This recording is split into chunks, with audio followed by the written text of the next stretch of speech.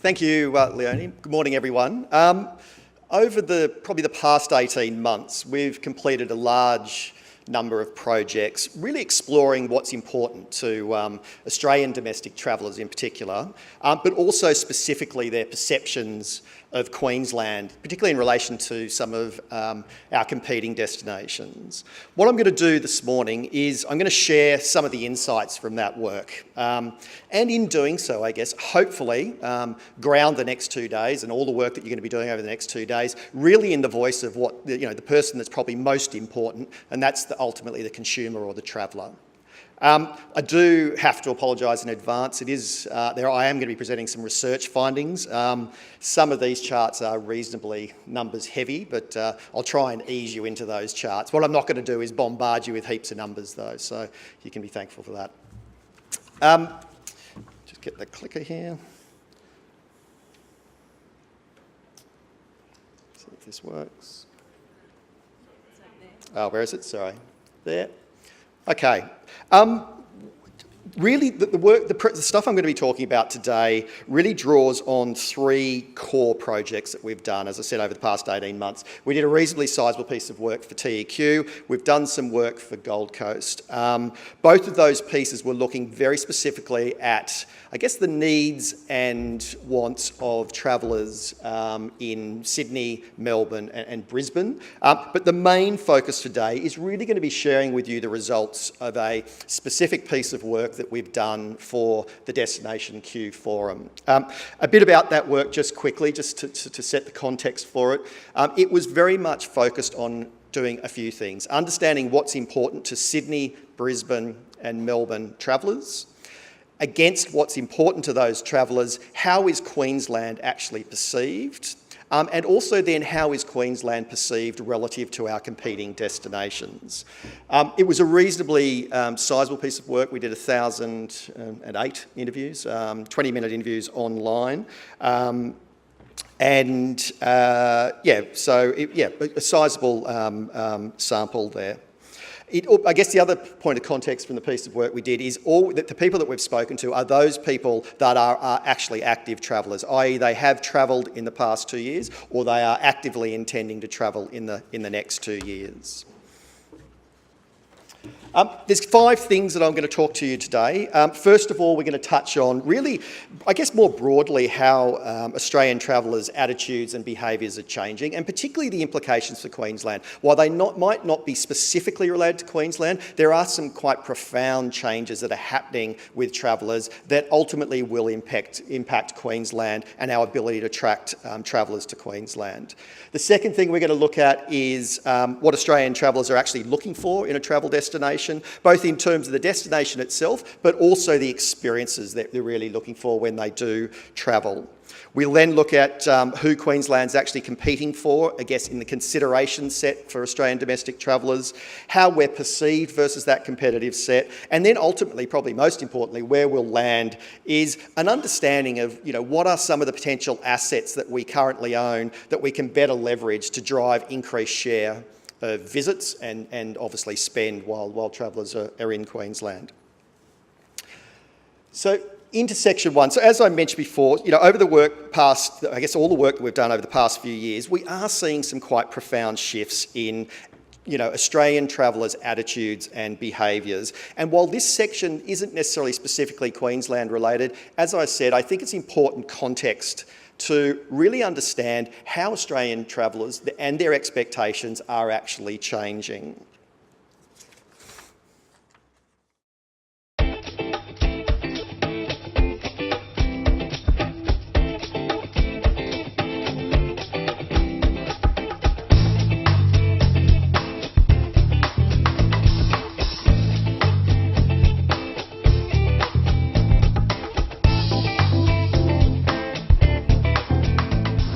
When we were kids, we might have thought of going to Bali, but we'd never have dreamed of the types of trips we'd be doing regularly with our kids.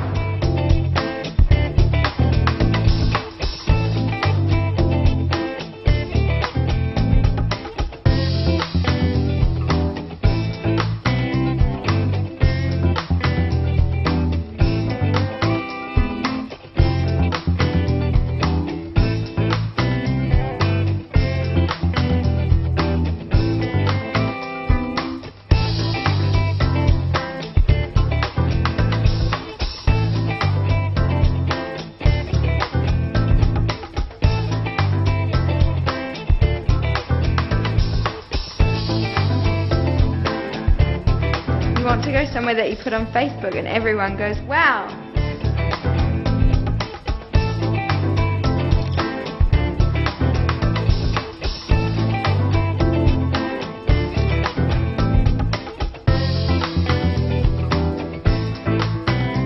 At the moment we're saving for a house, so if it's not a holiday that's really worth it, we'll just stay home instead and save the money.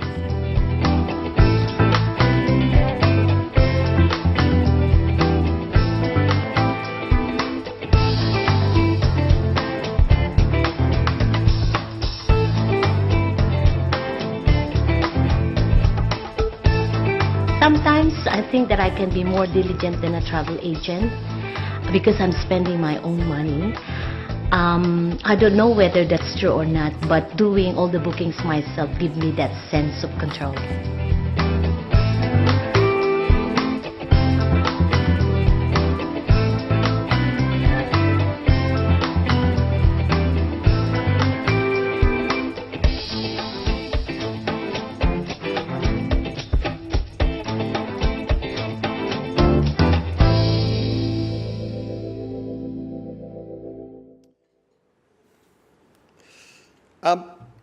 We've seen really 5 drivers of these changing traveller attitudes and behaviours, and I just want to talk to each one of these reasonably quickly so we can get into the main part of the presentation this morning.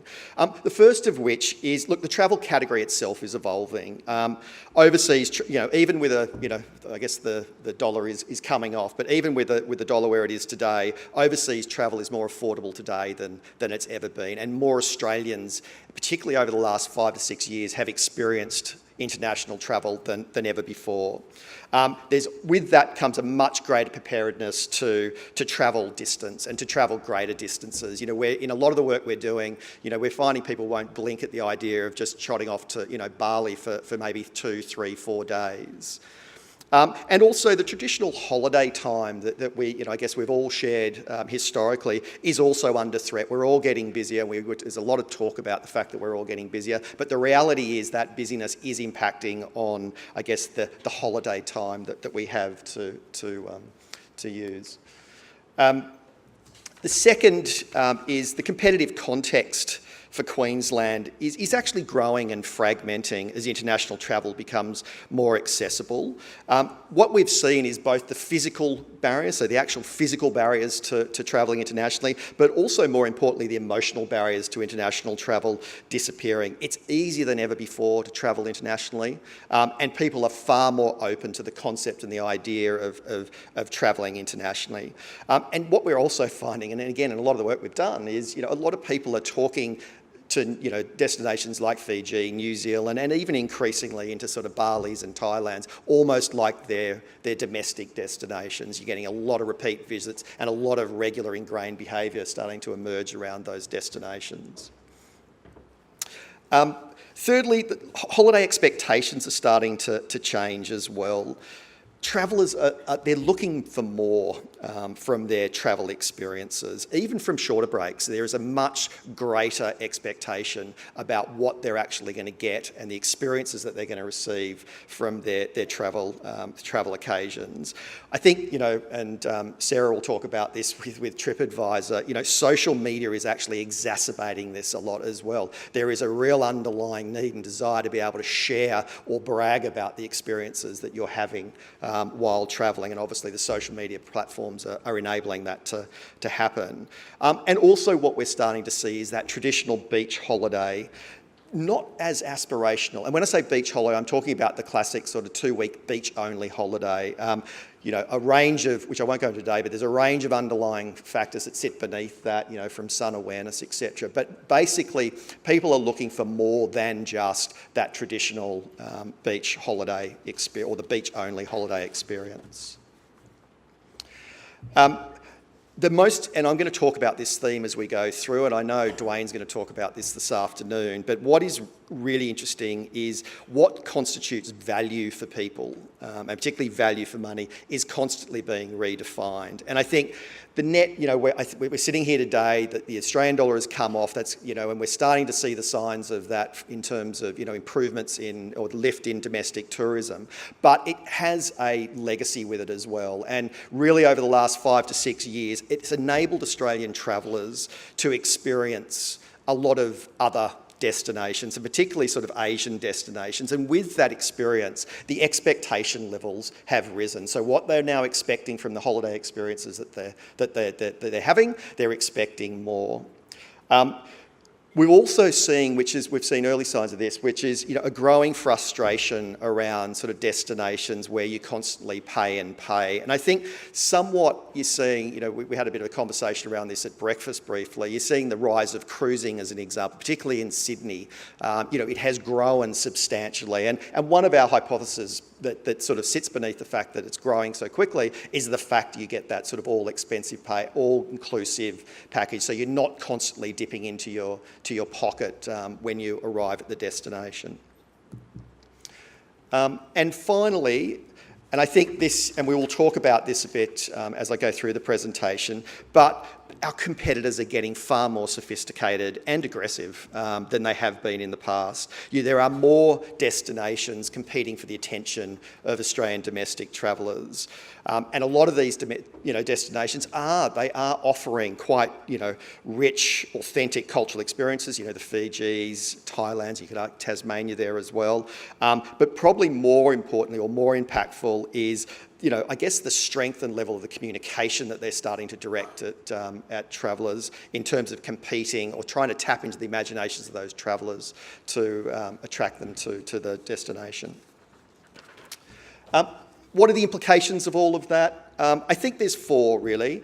One is obvious. The competitive context for Queensland is definitely broadening and it is fragmenting. And I'll talk about that in terms of the destinations people are considering in a minute.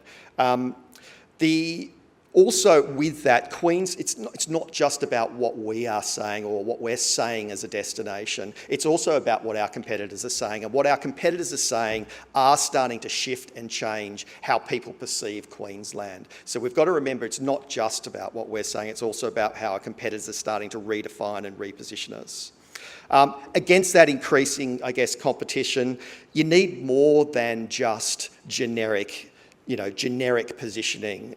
We need to be clear, and this applies at the Queensland level, the destination level, and down into, I guess, the attractions and tourists and tour operators. We need to be really clear on what makes us truly unique. And again, Dwayne will talk about, your brand promise, etc. this afternoon. But I think this is becoming an increasingly important part of being a successful operator in the tourism industry.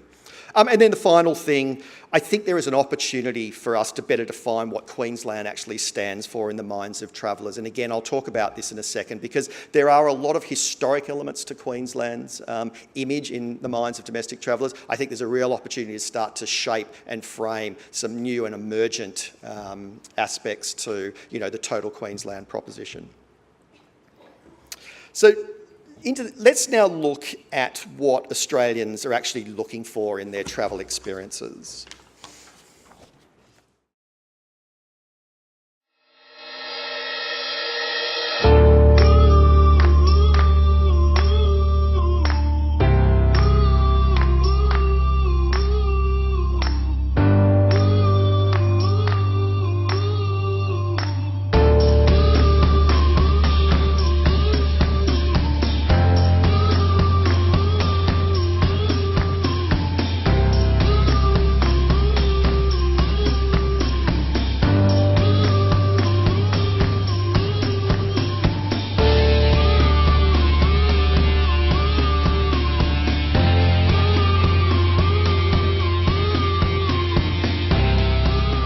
At this point in time, with the kids being so little, we just want to go somewhere safe, familiar and easy, where we can have a break too, ideally where the kids don't need any sand.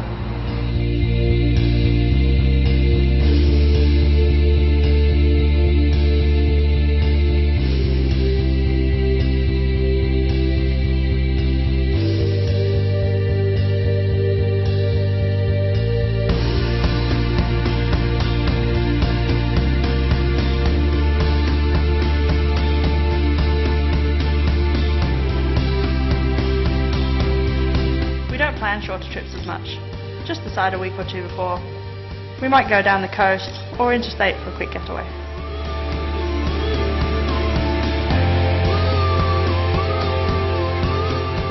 For weekends away, I really like going to Melbourne. You can get there quickly and you don't have to hire a car or anything. Plus the food's great, of course.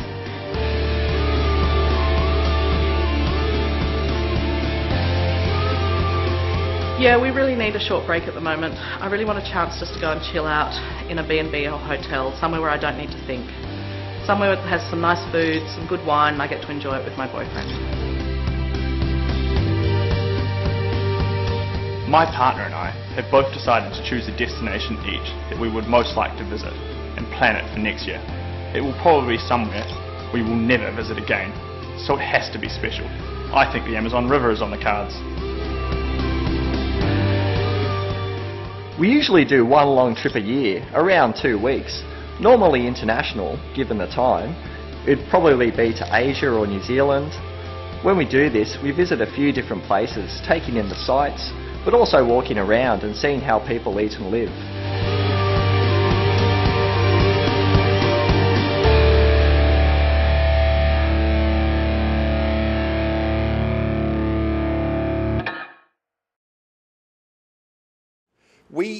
In the work that we've done, we've actually asked travellers what's important to them in a travel destination. So what are they actually looking for in a destination?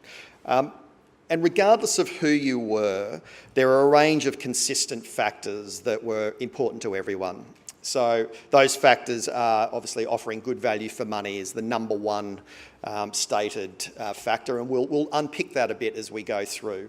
Obviously safe to visit, lots to see and do, feel welcome when you get there, feeling like a guest, and offering a variety of all standards of accommodation. They consistently came out, regardless of who you were and the type of trip you were taking, they were the core things that were stated as being important. Then there were some factors that were important to most, but not necessarily all. And you can start to see here where some of the differentiating factors start to come through. So unique experiences, you start to see food come in, obviously service, weather, accessibility, simplicity and being uncomplicated, and obviously you've got the great food and wine there as well. And then there are a range of factors that are important to different segments, so not necessarily everyone. So through low cost and budget, representing the best of Australia, iconic, family friendly, etc. And I won't read through that list, but you get a sense, they might be really important to some, but they're not necessarily important to all. What we did find through the work we did, and I think this is really what I want to share with you today, is our overarching insight from the work that we've done. There's two, and I think they're two, and they're really important to share. And they are, insight number one is that different people are looking for different things at different times. Okay, that's one. And then the second is that beneath that, there are two underlying dimensions that most influence what people need and want from the holiday experiences that they're having. And I just want to introduce you to those two dimensions. The first dimension is ultimately who I am. So who I am as a person. And the best predictor of what people need was actually life stage. So the need, so with sinks and dinks, so single income or double income, no kids, young families, older families and empty nesters. By using that basic breaks, those four basic breaks, you actually find the greatest differences in terms of what people are needing and wanting when it comes to their holiday experiences. But the second dimension was then the nature of the travel occasion itself. And that tended to segment into sort of three broad occasions. One is what we're calling the short break, which we've said sort of 2 to 6 days. What we called real holiday, 1 to 2 weeks. And then the longer travel experience, so the big holiday, the 3-week plus type holiday travel occasion. And when you use those two dimensions, you can really start to pull apart and see that people are absolutely looking for different things at different times from their holiday experiences. And I'm just going to share some of those differences now. So when you look firstly at the needs across these dimensions, you see some clear differences, and they're almost stereotypical. So on this chart, I'm showing you the things that I guess more important are in the top box, and the stuff that's less important in the bottom box for each of the main life stages. And so you can see across there, not surprising, sinks and dinks, what becomes more important is, I guess greater degree of activity, vibrant nightlife, major events, but also braggability around their experiences. The young families, again, quite stereotypical there, needs to be family friendly, safe, good shopping for mum, familiar place, low cost and budget options to be able to manage the budget, and a variety of food options for all the family. Similarly for the older families, it becomes much more about value for money and safety still being a driver there. And for empty nesters, value for money still an important driver, as well as safety and being able to get there easily. So that accessibility dimension is kind of important.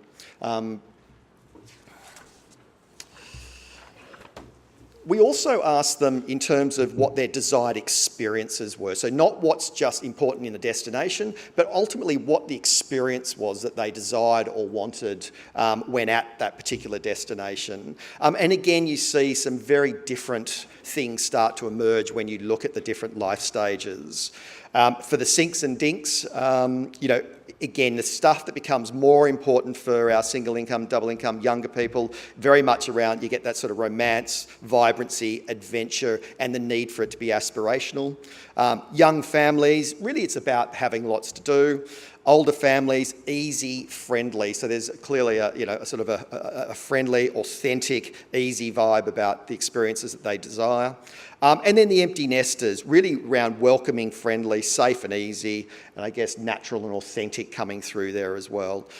Sadly for the empty nesters in the room, it's no longer about romance, adventure and vibrancy. It's much more about just feeling welcome and easy and comfortable.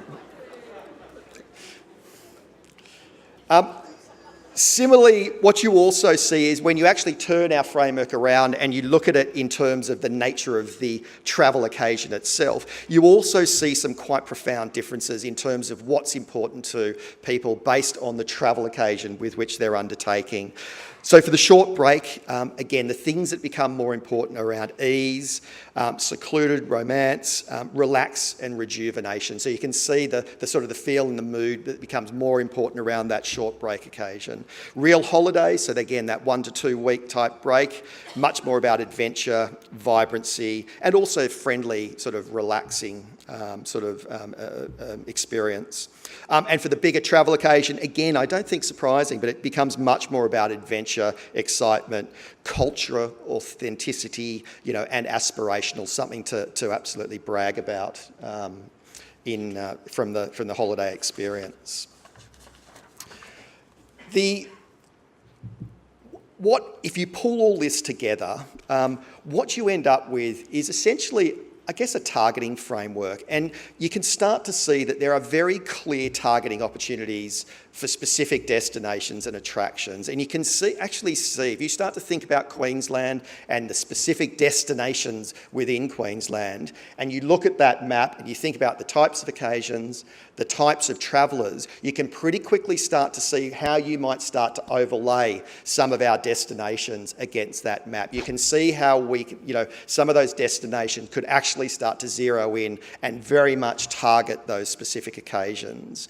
And I guess if there's one thing that I'd really encourage you guys to walk away with today is actually to use this framework as a way of starting to focus both who you're targeting, so not just the demographics, but who you're targeting, but also importantly, the types of travel occasions that you're actually targeting, okay, with your various properties.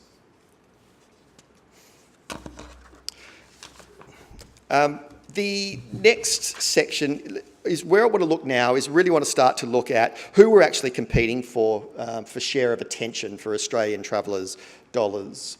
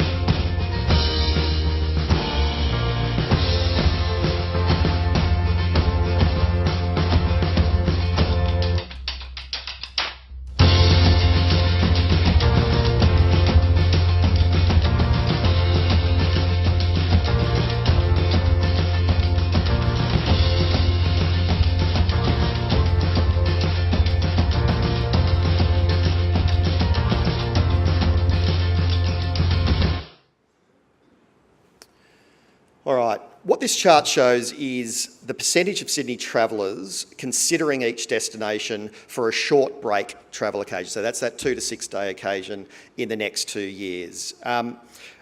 The good news is you can see very high levels of consideration for Queensland. So you've got 51% of Sydney travellers saying that they are considering Queensland for a short break trip in the next 2 years. I think the interesting thing though there is you're seeing that reasonably high level with 54% considering an international destination as well.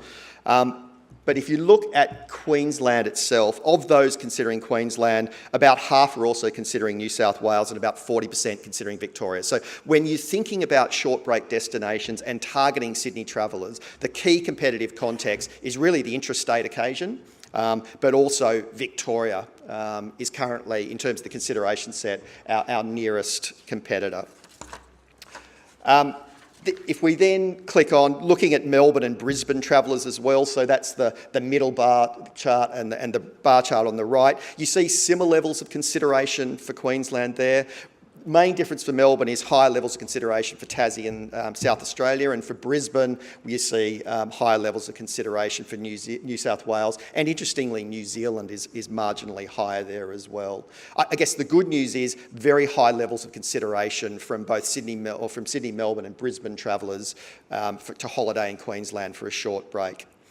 I think the interesting thing, and this is it's already been mentioned in the session, the introduction to this session, I think when you look at actual visits versus consideration, so if you just purely look at that top line, what that shows is while we've got 51% people considering, if we look at those that have travelled in the past few years, only 31% have actually come to Queensland. This suggests that there are clear barriers in the way to converting that consideration, and they're quite substantial barriers, and they're obvious. They're time, cost, accessibility, and quite clearly you see there by the next line down, it's obviously just easier to jump in the car and drive up the north or south coast in New South Wales than it might be to jump on a plane and head up to Queensland. So there's a clear strategic challenge and opportunity there to start to narrow that conversion gap between consideration and actual visitation.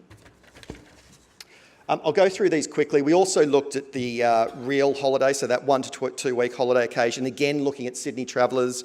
I guess there's some obvious things that are different here. One is there are more destinations being considered. You can see the bars have actually stepped up. We've used the same scale. So there's more destinations being considered, more international destinations being considered, and the Queensland consideration nearly halved. So if you think about that 1 to 2 week holiday as sort of being that core Queensland holiday traditionally, you can see that the consideration levels are significantly lower than the short break occasion, but also there's far more destinations being considered today, and particularly reasonably far-flung destinations there. If you look at Hawaii's, USA's, and obviously rest of Asia.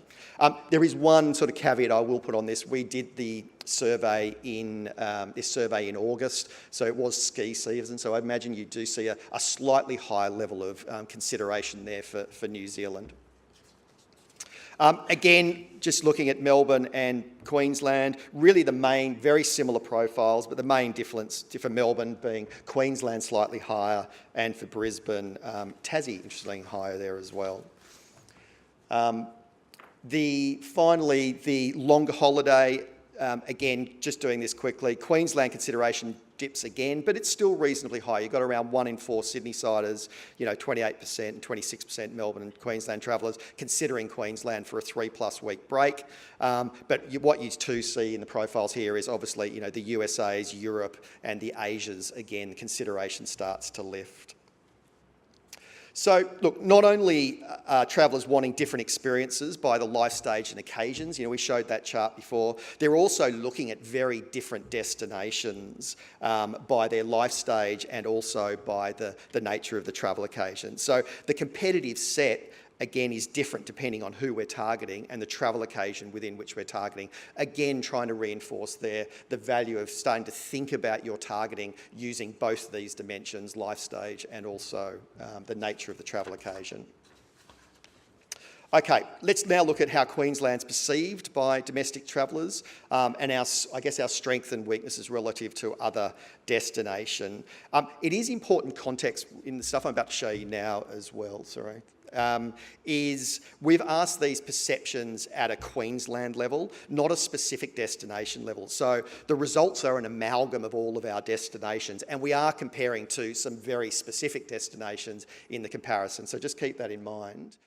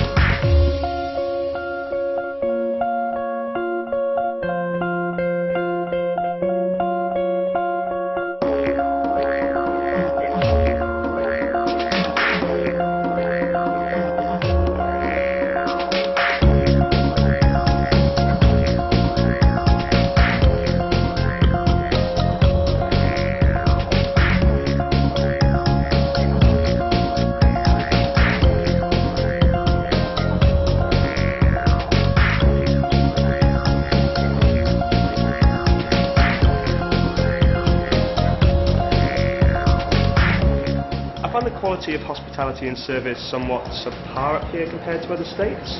There's a real lack of empathy for the customer and self-awareness with many working in hospitality here. The difference with overseas is it's all laid out for you. There's a lot to choose from and so much to do. It's so easy. I guess I see few real negatives about Queensland.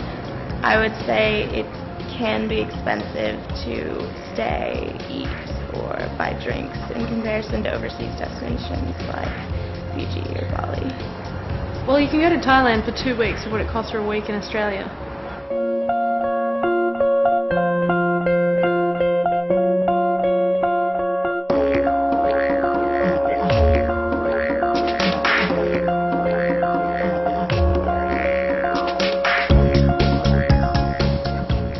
When you go out when the sun goes down, crazy shit happens. You get in these drunken fights, it's all commercialised and way too expensive. If you're into all of that, it's great. But otherwise, no, not for me.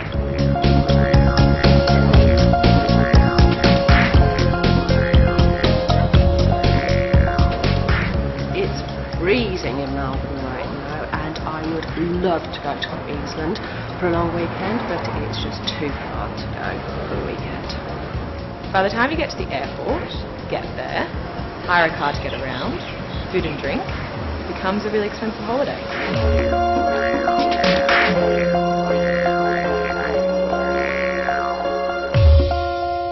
So we asked, people what they thought of Queensland. So what is in people's minds when it comes to Queensland? What you see there is obviously it's safe, great weather, all types of accommodation, get there easily, family friendly. They are what we'd call the core perceptions. Then there are a range of perceptions that are held by most. And you can see lots to see and do, variety of food options, feeling welcome, etc. There are some then weaker perceptions where you start to, I guess, of concern, you start to see food, perceptions of food and perceptions of value starting to emerge there. And then we have our weakest perceptions. And I think the interesting thing there, if you look on the right-hand columns there, you start to see some interesting things. That Sydney travellers' perceptions of Queensland are generally weaker than Melbourne, and Brisbane's obviously the most strongest. Melbourne tends to have weaker perceptions around, I guess, familiarity and cost. And if you look at the bottom right there, sort of even Brisbane don't rate Queensland nightlife, which is interesting. Brisbane people. Now, quite a complex chart I'm going to show you here, and I do apologise for this, but this is actually the easiest way to show this data. So let me explain. On the left-hand side, you have all of the attributes, so the things that are most important to travellers, and they're ranked from highest through to lowest. So those that are most important to travellers through to those that are least important to travellers. We then have, I guess, a continuum there from, on the left-hand side, the destination that has the weakest association against that particular attribute versus the strongest association with that particular attribute, and they're actually named for those that can read it. And then you've got 15 little marks, and that's basically a ranking, where Queensland sits. So that yellow dot is where Queensland sits on that particular attribute in terms of its perceptions relative to other destinations. What you see, so strengths come through weather, you can get there easy, simple, family friendly and familiar. The weaknesses that start to emerge in a competitive context are really around service, the variety of food and food options, offering unique experiences, and really the braggability, I guess, of the travel experience in Queensland. I think what is interesting though is you see some very stark ranking across some of those dimensions. And I know there are a range of these that we would think ourselves as being particularly strong, but when you start to put it in a competitive context, we might not be as strong as we might think we are relative to some other destinations. We also did the same thing in terms of experience perceptions. And again, so if you think about the experiences people are looking for, ranked from high to low, our strengths come through quite clearly, you know, fun, relaxing, easy, safe, friendly, and we're really strong on those experiential elements that are most important, so which is good news. Some of the weaknesses that come through are really around sort of cultural, authentic, romantic, exciting, aspirational, and adventurous. Yep. So you can start to see that there are some potential areas there, or some potential deficits in terms of desired experience for Australian domestic travellers. So based on travellers' needs and current perceptions, I guess the question really comes about, you know, what can we start to leverage to drive greater share of visits and spend? And if we map on two dimensions, on the vertical dimension, what's most important to travellers from high to low, and on the horizontal dimension there, you know, how we're perceived against those dimensions, so whether we're strong and weak, you start to get quite a clear strategic story. So if I start at the top right, there's a bunch of things that are really important to travellers and that we're particularly strong at, which you obviously we can to leverage more strongly in our communications and our offer development. The bottom right, there's a bunch of things that we're quite strong at, but maybe not as important to travellers, which we would argue is just really about maintaining as a core part of your proposition. Bottom left, there are a range of factors there that you would suggest are potentially opportunities to build perceptions around. They might not be super important to travellers now, and we might not have strong associations, but potentially there's some things within there that we can start to leverage. And then the top left, I think, is really where the focus needs to go. And that is the stuff that's really important to travellers, but that we are currently not strongly perceived to be delivering against. And there's four things that are really sitting in that bucket: is value for money, great service, great food and wine, unique experiences. Now, I'm just going to tackle each one of those really quickly. I'm conscious of time because I'm getting the wind up here, so I'm going to go through this reasonably quickly. But we did ask consumers, what do they mean around value for money? And you can quite quickly see, so the column on the left is really what consumers are telling us, what constitutes value. The column on the right is what you guys have told us via the survey you believe constitutes value. And for travellers, it's really about ways to save money, all-inclusive packages, seamless travel experiences, variety of cost options and discounts. I think the interesting disconnect there from an industry to consumer is, for consumers, it's much more about simple ways to save money rather than necessarily structured cost options as part of their travel experiences. For service, really you can start to see there, it's about genuine, warm, friendly and being relaxed, interest and quality advice of staff, prompt, understand me, flexible and special, or special little extras. And again, the disconnect there is I think we're putting a greater importance around the aspect of being interested and delivering quality advice, where consumers are putting, you know, it's still important, but slightly less important to consumers. In terms of unique experiences, really, you can start to see there, a lot of it's around food, atmosphere, authentic cultural experiences, festival events, nature, rare experiences and adventure and adrenaline. And you see quite a large disconnect there, which for consumers, it's much less about rare and much more just about being unique and authentic. So it doesn't need to be rare. And I would argue that rare brings connotations of cost and expense. And then finally is, around this idea of ease. And really ease for consumers is direct flights, easy to get around by car, easy to get information, walking distance to events, airport, public transport, and check-in and out times. And again, I think we're putting a higher overall importance on the idea of getting information and directions than necessarily consumers are. Sorry, just quickly. Really, just to wrap up, in conclusion, I see some clear implications from all of this for Queensland. So first, we've talked to this, but ultimately Queensland is being increasingly repositioned by our competitive set. So we need to continue to work harder to capture the imagination of Australian domestic travellers because the competitive context is broadening, it's fragmenting, and it's getting stronger. We need to encourage thinking about travel occasion in how you target your offer. So don't just think about people, also think about the nature of the occasions or the travel occasions. There is definitely an opportunity to continue to build and leverage some of our core strengths there. But there is clearly work to do around those four areas of value for money, service, food, and unique experiences. Thank you very much.